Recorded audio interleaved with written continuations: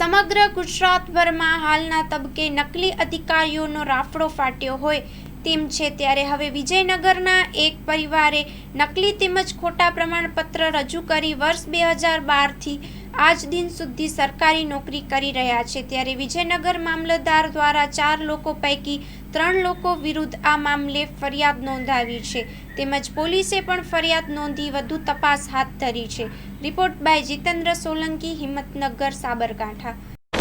15માં અને 2010માં 7માં નરસિંહ ગુલાબસિંહ અને કલ્યાણસિંહ ગુલાબસિંહ સોલંકી નામના વ્યક્તિઓએ વસઈ ગામના નીલાવ ગામના રહેવાસી છે, તેઓએ આધાર પુરાવા એમના જે સંબંધિત આધાર પુરાવા રજૂ કરીને દાખલો મેળવ્યો હતો, પરંતુ આપણે જે વિજિલન્સ કમિશનમાં ગાંધીનગર ખાતે જે ચકાસણી થાય છે તેમાં તેઓ દ્વારા અલગ અલગ પુરાવા મંગાવ્યા તો એના આધારે એ દાખલો ગેરલાયક ઠરેલો છે અને રદ કર્યો છે।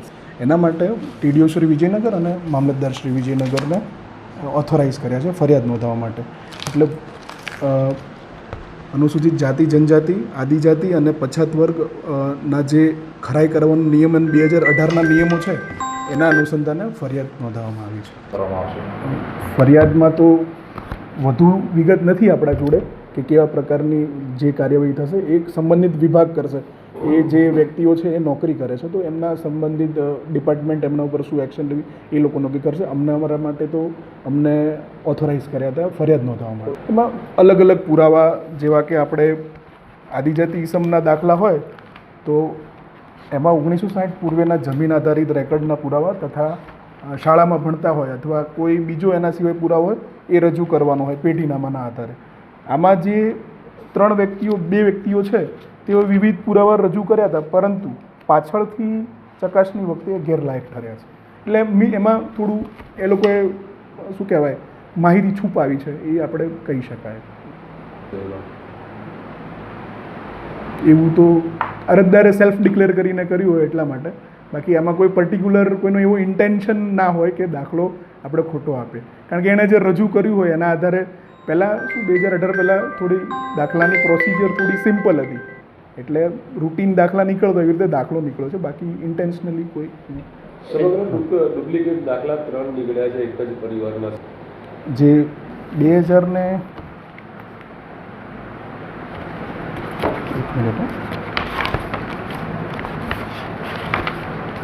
2023માં જેની ખરાઈ થઈ તો 2023માં આખી તપાસ થઈ અને 2024માં અમને રિપોર્ટ અહીંયા મળ્યો છે કે એક્શન લેવાની છે એ પ્રમાણે 2024માં ફરિયાદ નોંધાવી દીધી હતી અમે, બટ ડ્રાફ્ટિંગમાં જે ઓનલાઈન સોફ્ટવેર આવે છે એમાં કલમ નથી એડ થતી, એટલે પાછું પુનઃ ડ્રાફ્ટિંગ કરીને ફરિયાદ નોંધાવી છે।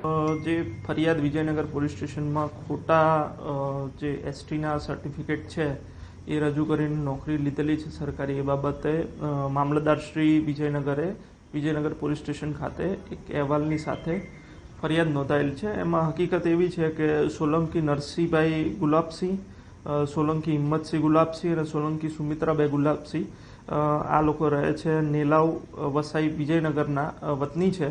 એ લોકોએ અલગ અલગ સમયે 2003થી 2012 સુધી વિજયનગર મામલતદાર કચેરી ખાતે ખોટા ડોક્યુમેન્ટ્સને ખોટું જે આધાર પુરાવા રજૂ કરીને ત્યાં મામલતદાર કચેરીથી એસટીના સર્ટિફિકેટ પ્રાપ્ત કરેલા છે ને એના આધારે સરકારી નોકરીમાં અપ્લાય કરીને સરકારી નોકરી મેળવેલ છે।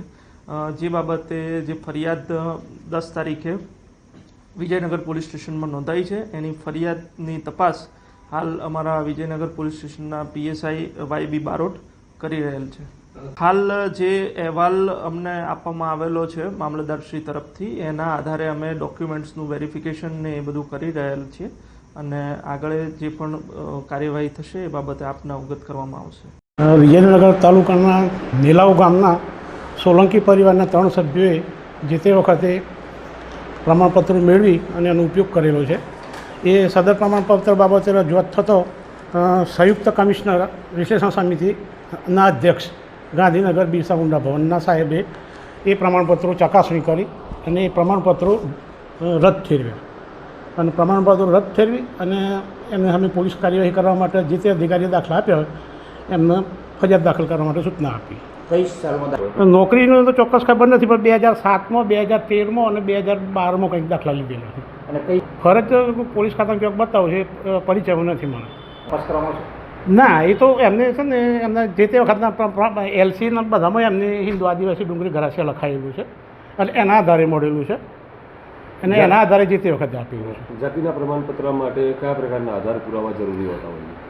અત્યારે હાલ જે 2020નું અને 2018નું સરકારનું પરિપત્ર છે ને એ મુજબ તો મૂળ અહીંના સ્થાનિક હોવા જોઈએ, મૂળના આદિવાસી ગુજરાતના હોવા જોઈએ.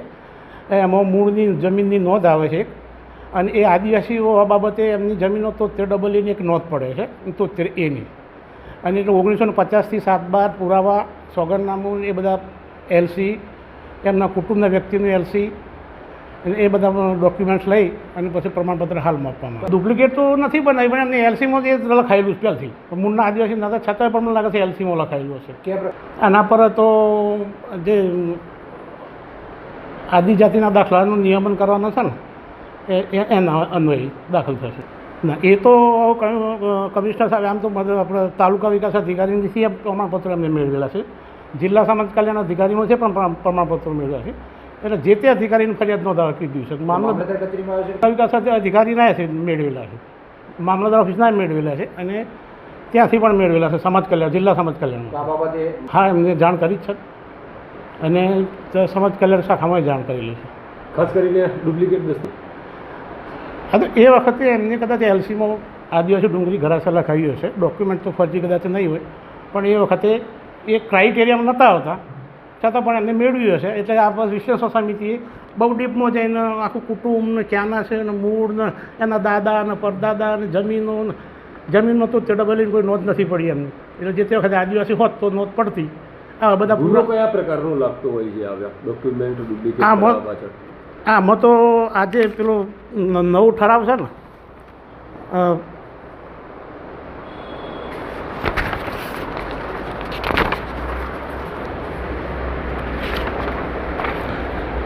એમાં છે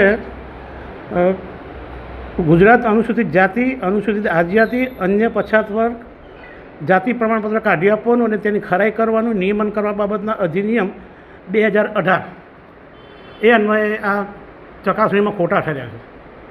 અને ખોટા ઠર્યાથી સંયુક્ત કમિશનર અધ્યક્ષ છે, એમની પણ કમિટી હોય છે. તેમ આરોપીઓ જવાબદાર ઠહેરે છે તો કેટલા સમયનો એ લોકોને સજા છે તે આની પાછળ થતી હોય છે? હવે એ પોલીસ તપાસનો વિષય છે એટલે અમને ખ્યાલ આવશે નહીં.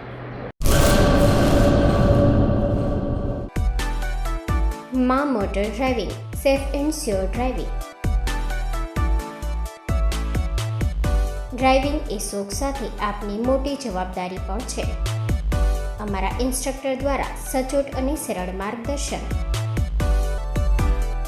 આપની રોજની તાલીમની માહિતી મેળવીને શું અધુરાશ છે એના ઉપર પૂરું ફોકસ કરાય છે.